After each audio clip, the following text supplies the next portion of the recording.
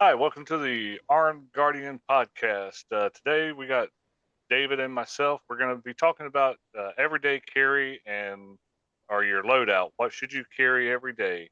Going to discuss several topics. Just kind of give a flyover on what we think your everyday carry should be and some things to consider when you're looking at them. And we'll have this episode. We'll break it down further into other the topics individually later on, but just to kind of make sure whenever you do, we talk about in our classes of everyday carry, and we mentioned specifically making sure you've got a firearm that you're willing to carry that's not too heavy, that's not too bulky, that fits you right.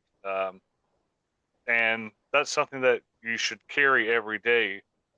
Some of the things that we look for is position. No, are we going to carry appendix, kidney, small of the back, 3 o'clock? How we're going to carry and getting used to that carry position where we're not printing or drawing attention to how we're carrying. Just basically getting comfortable doing that, and then you're going to have to exercise your draw habits and where you can smoothly and effectively get the pistol out on demand without fumbling for it. So that's pretty much what we look at for when we carry our weapon, our EDC everyday carry. And we'll also talk about a little bit of loadout, a go bag and some things like that a little bit later. But David, what are some things that you think of that when we talk about EDC, what comes to your mind?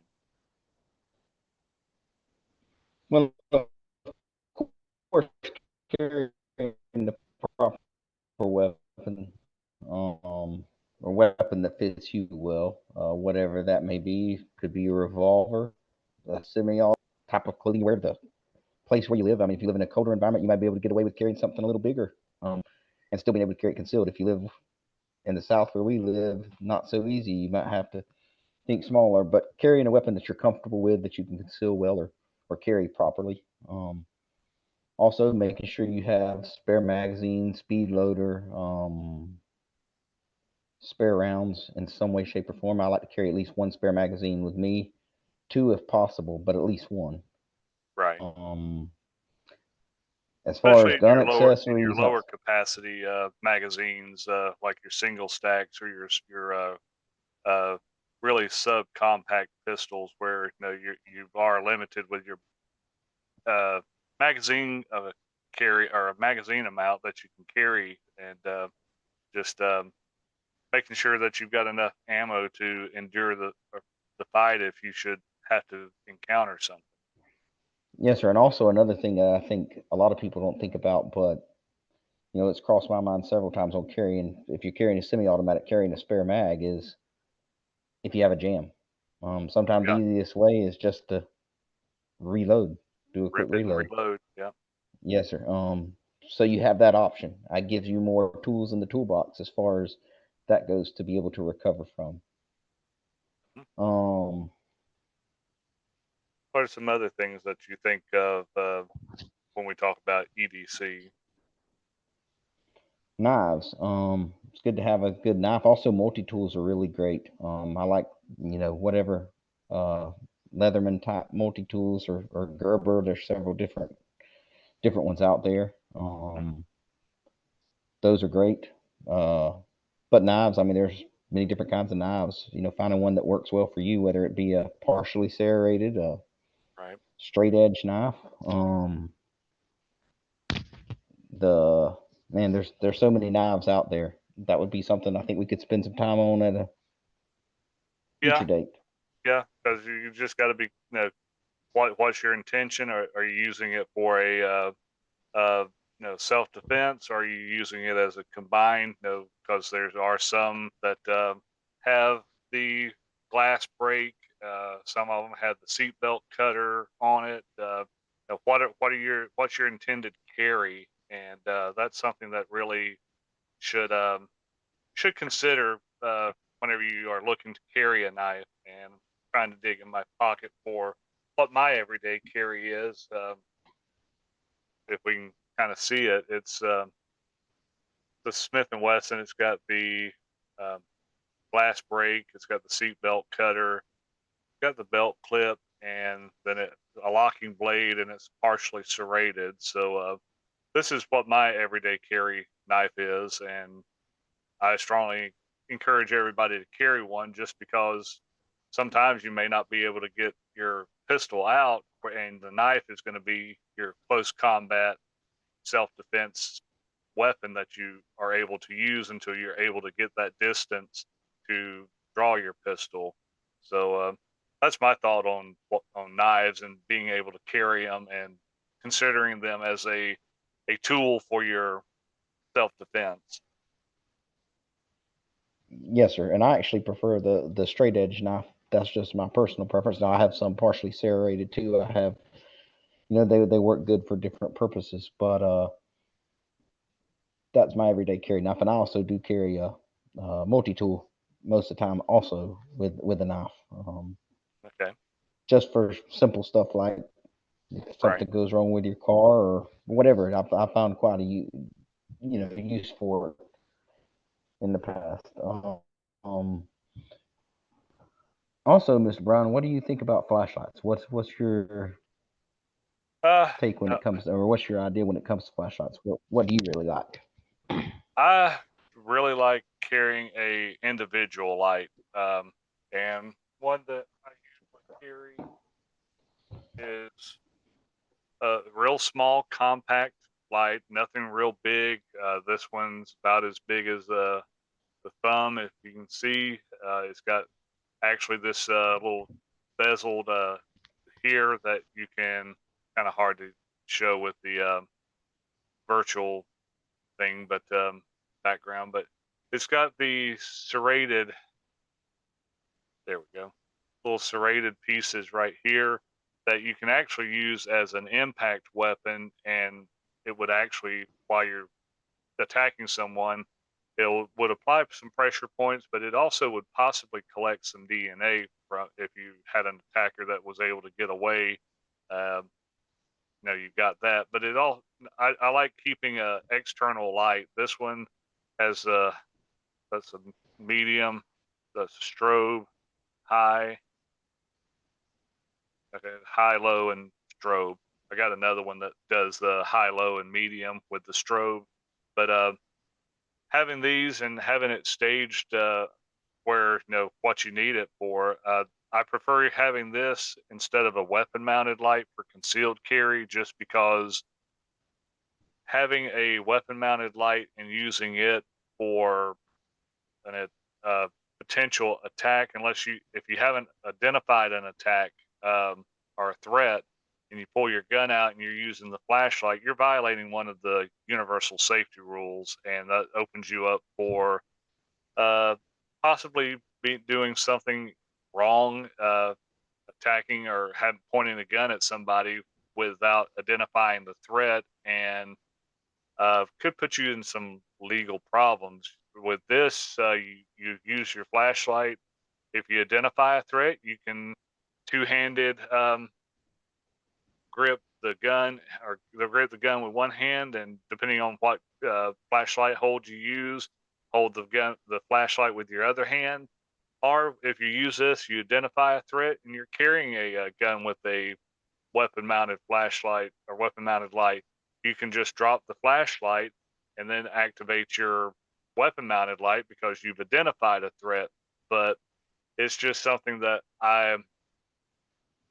for home defense, I would say a weapon mounted light for me would be what I would use, but I wouldn't use it for concealed carry. Plus, you also have to consider the bulkiness, the added bulk that you've got to try to conceal and be comfortable with whenever you're carrying a weapon mounted light, because some of them are a little awkward, a little bulky, and it makes it hard to, like I said, carry them and conceal them, because they'll poke, prod, stick you where you get uncomfortable and go from there. As far as well, I don't want to wear this. I'm just running to the store, but because this flashlight's going to poke me, ride on me or something. So for concealed carry, I'm not. I won't say I'm not a fan. It's just not my preferred way of using a light. I would much rather have the individual flashlight, and then use it in addition to the weapon with the flashlight hold. So, and I know some people that I'm going to have a flashlight on my weapon and I'm going to use it. And if that's you and that's your, you decide to carry like that, that's your choice and something that you have to be comfortable with. But you also have to look at the responsibility of if you pull the weapon on somebody and use the flashlight without identifying a threat or uh, recognizing that someone's not a threat, but you pointed the weapon with the flashlight on them, you possibly could be facing some legal challenges. And think about going to court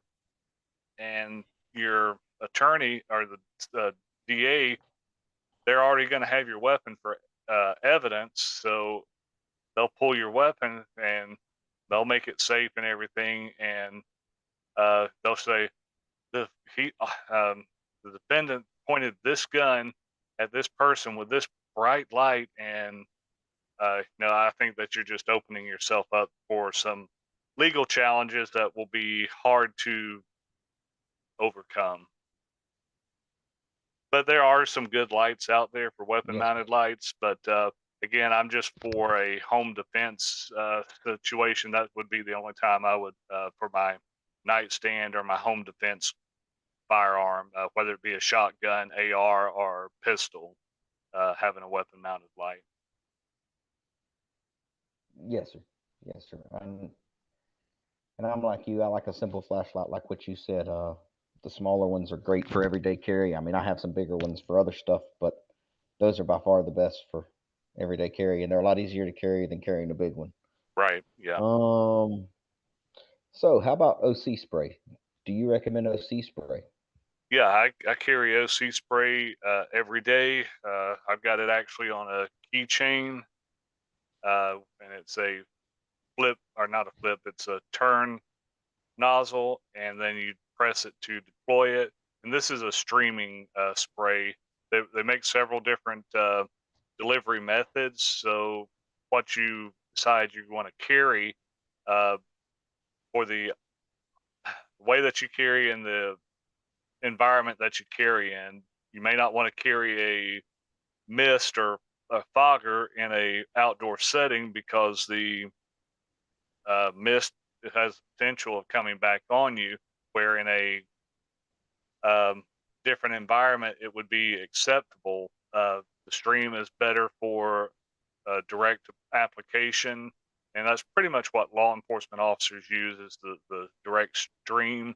But they do make foggers, foams, gels, and things like that, and each of them have their own place. And I recommend people, if they're interested in learning about OC for self-defense, take a class, which we offer one. I'm a Saber pepper spray instructor for civilian people, and you just get this, and you can carry sometimes pepper spray where maybe you can't carry a firearm, and it just gives you that added tool that you can use in a self-defense situation. Say you go into the post office.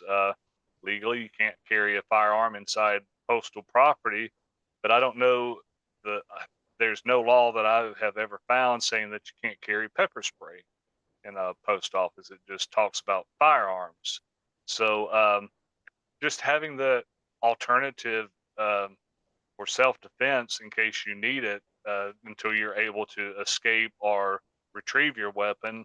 That's something that you just I would recommend. And there's several different makers of pepper spray. There's Saber, Palm,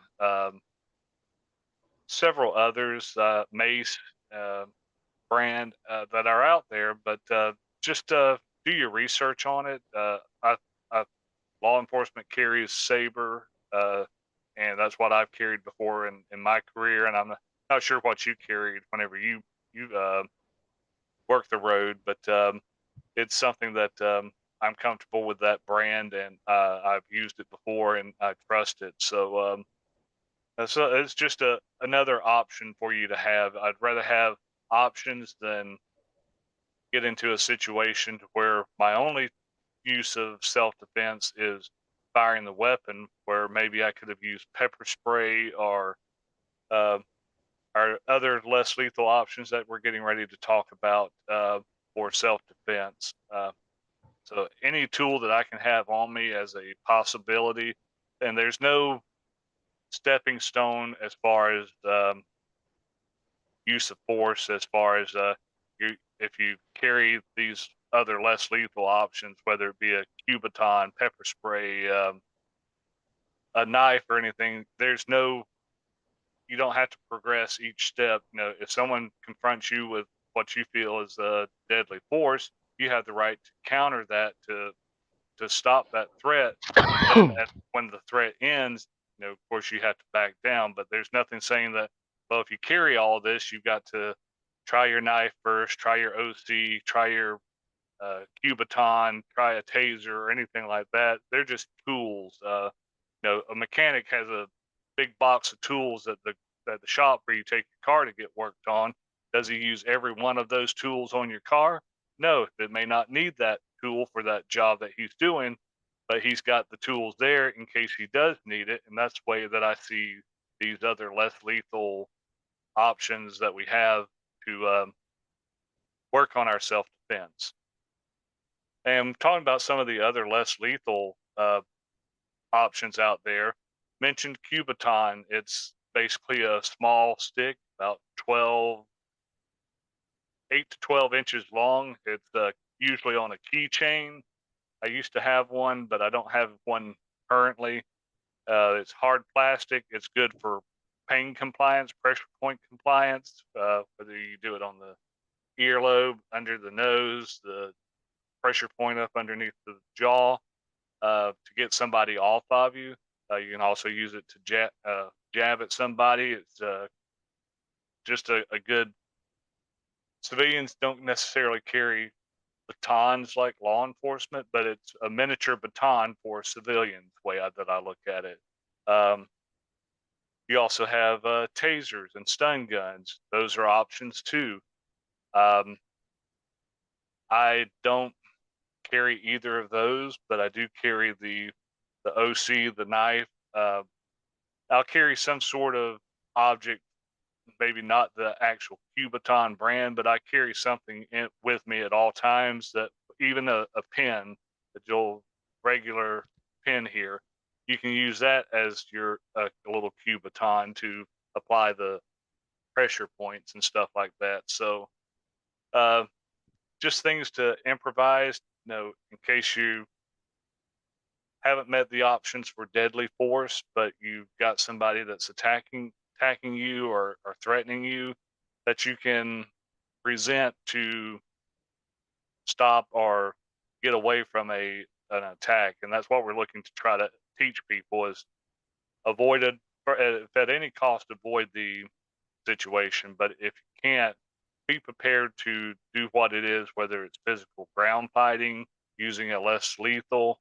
Um, just get the training and stay on top of it, because that's some things that we can use and will potentially help us in court if we use those, and something were to get brought up that we were used excessive force. Well, no, he used this less lethal force to stop the attack, instead of just pulling out his pistol and presenting it, or even firing at somebody, or firing and hitting somebody. So it's just some options, and like I said, it's like a mechanic at your car shop.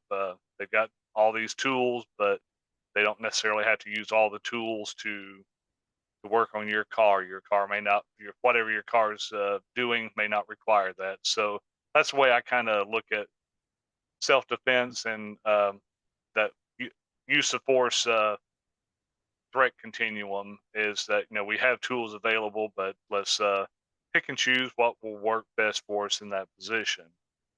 Yes, Um, yes. Anything And on also, that? I think yes, sir. I was gonna say I think that's well put.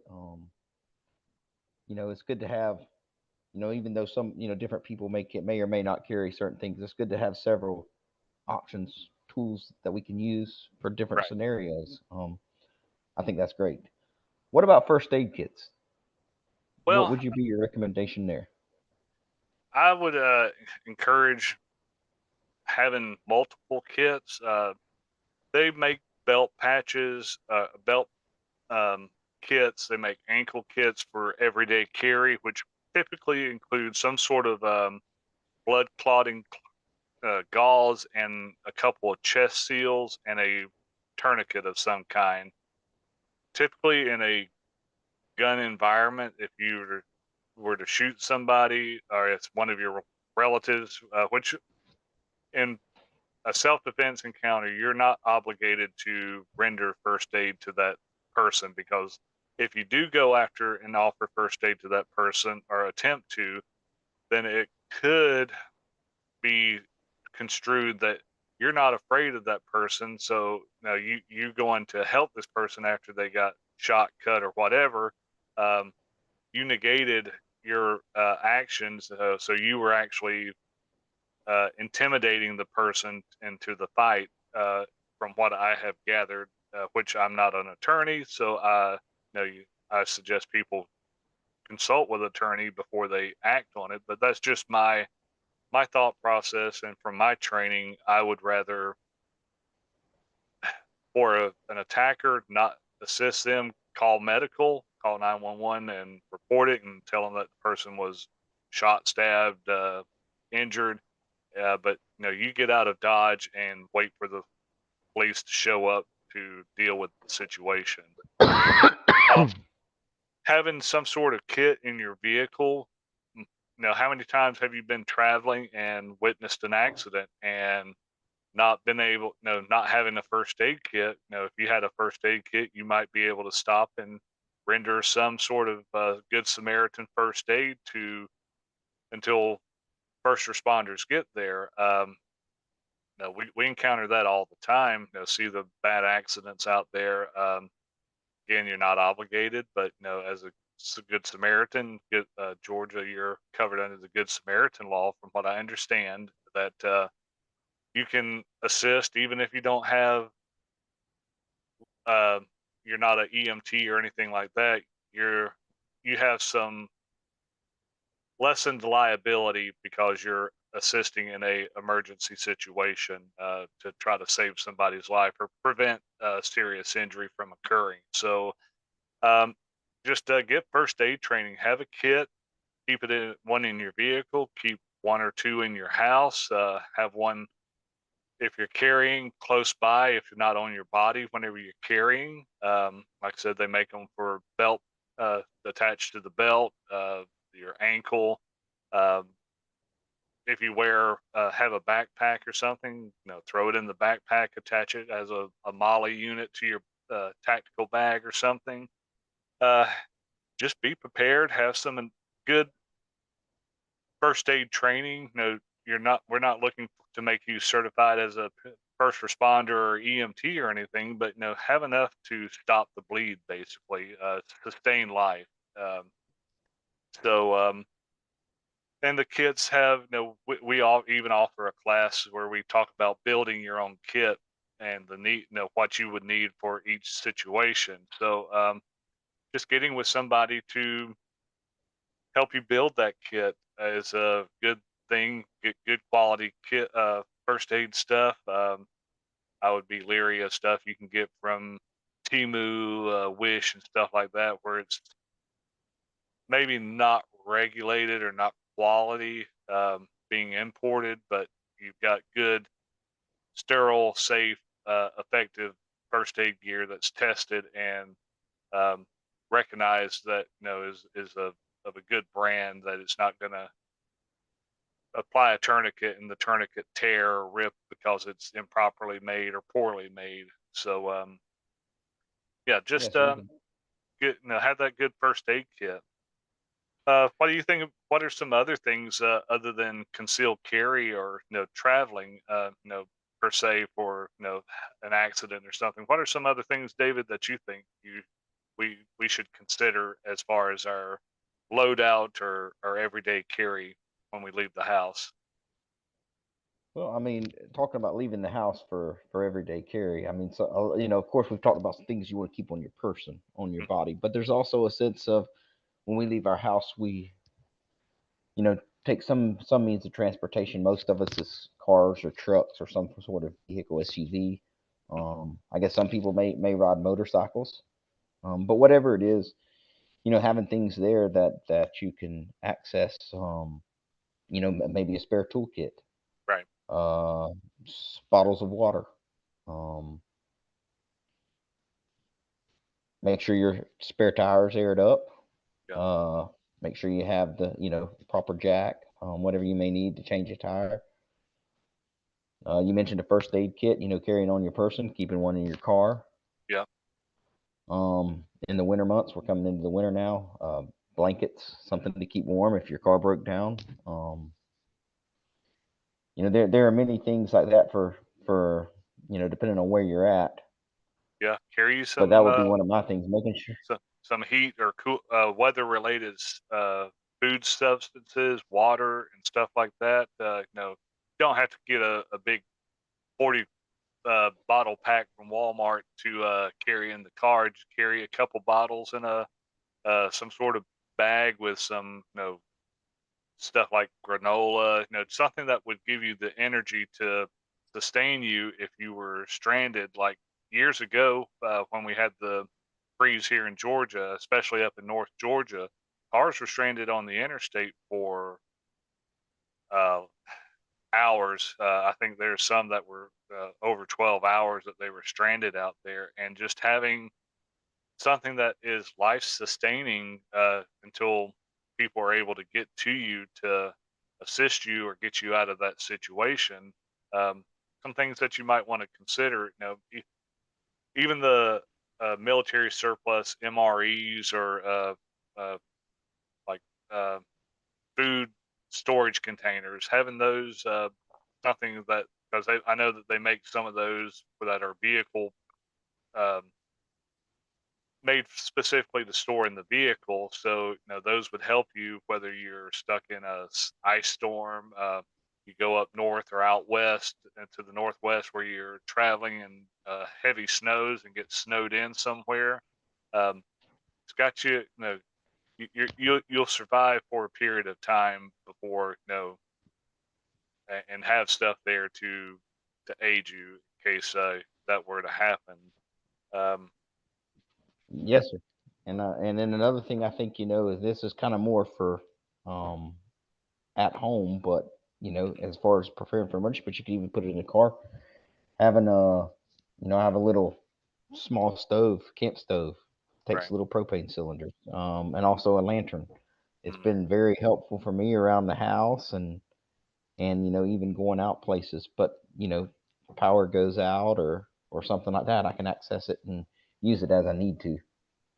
Yeah, and Um, even something else. We live in an electronic age. You may lose power, but you still may have cell phone service because a lot of cell phone towers will be backed up with generators and stuff.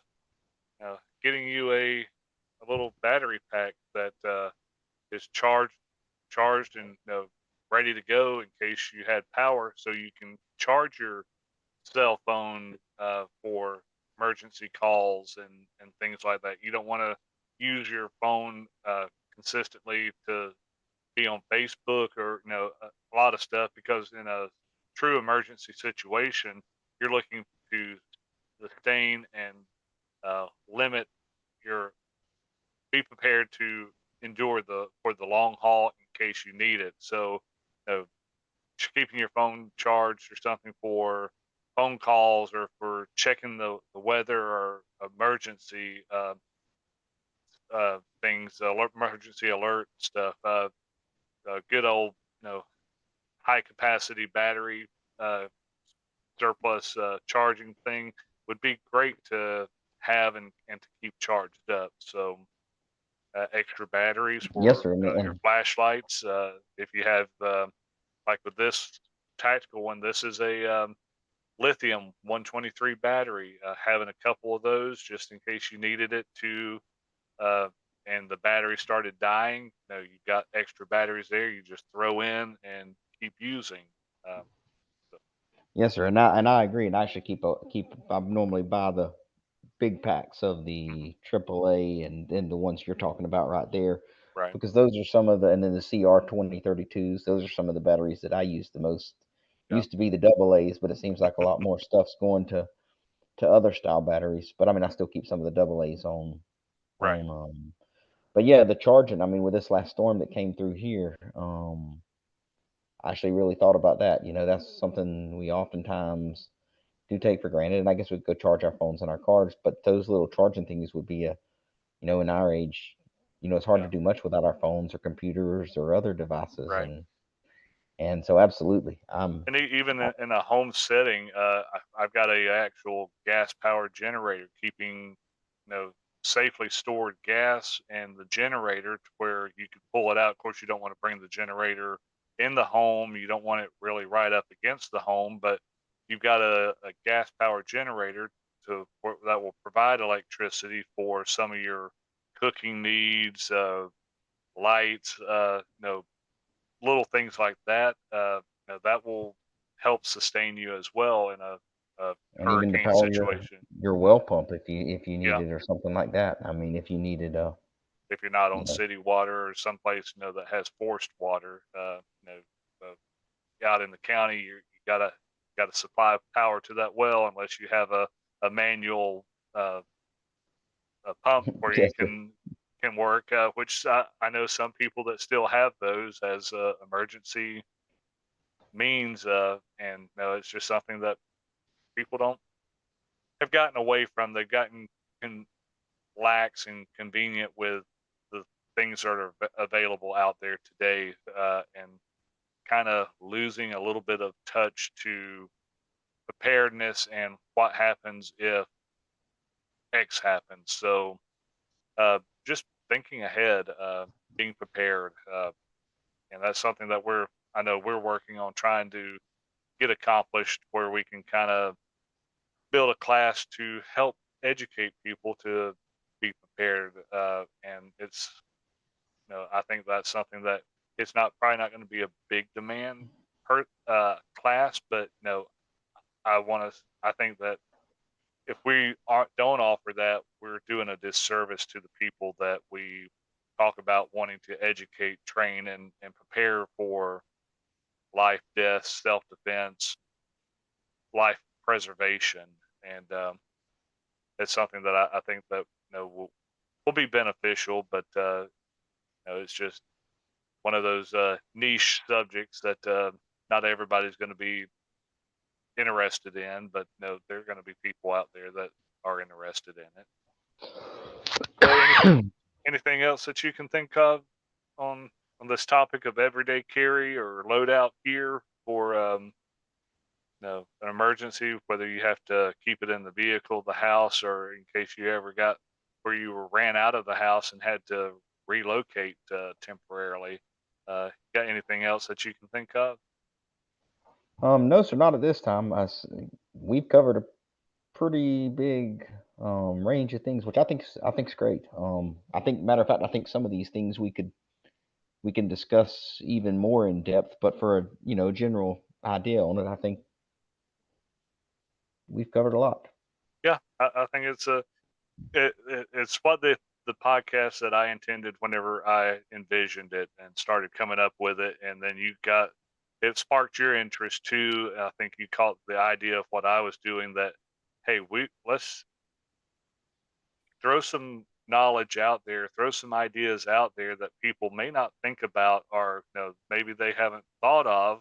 They've heard it before, or heard it talked about, but let's give them a little bit more meat, to kind of get them thinking where know, hey, they can take care of themselves or their family should something ever really hit the fan, or things get really bad, in life, the world.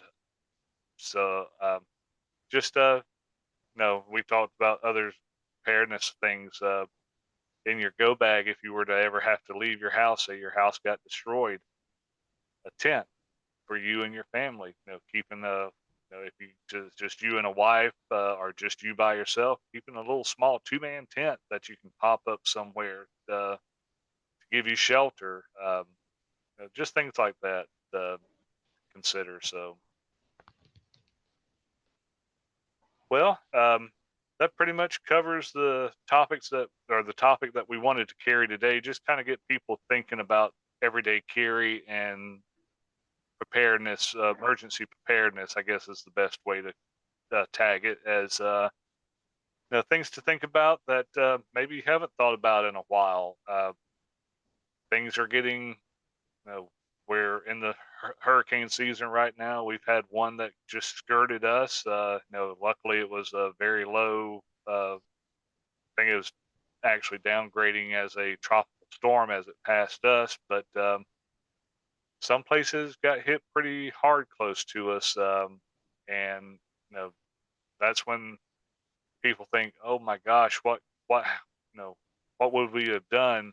Well, that's not the time to be thinking about that. You should have thought about that ahead of time, beforehand, and just getting people the information that they can kind of take care of themselves and be prepared. So, um, yeah, I think we're doing a good service on what we intended. Giving the people knowledge and their information. So, anything else you want to add before we sign off here, David? No, sir. I think we've got it covered. All right. Well, this is our off week podcast from a guest. We just let everybody know we have a big list of people that are coming on that we've confirmed, and we're in the process of getting those episodes recorded. We recorded one this morning um, on revolvers, and are they still a valid thing for concealed carry? And we even talked about some other things other than revolvers. So I'm excited about that. Um, we've got one coming up this Saturday that we're going to be recording.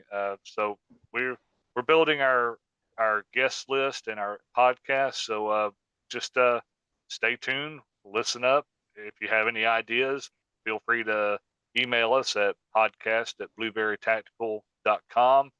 If you got an idea, topic, or want some more information, me or David will be more than happy to reach out to you via phone, email, to discuss something, maybe help you accomplish what you need to do, give you some advice. So just like our podcast. We're on all the major podcast hosts. Leave us a 5-star review. If we're doing something that you like, great. We even accept constructive criticism. That helps us grow as instructors, as presenters, and just feel free to share and tell your friends about our podcast. And it's not always going to be necessarily firearms. Some of it's going to be training topics like situational awareness, emergency preparedness. So just enjoy, listen to us, and hope you get some educational content from it. Anything else, David? No, sir. All right. Hope everybody has a wonderful day. Again, thank you for listening to the Armed Guardian podcast. Remember to learn, train, and survive.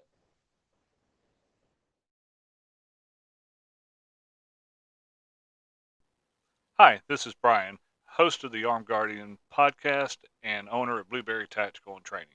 While we were looking to find a official drink for both the company and the podcast, we searched for several different types of drinks, and we have come to find Blackout Coffee is a drink that we can put our trust into. It's a coffee with values. It's coffee that's more than just a coffee company. They're a purpose-driven company that acknowledges the people and the traditions that make our country great.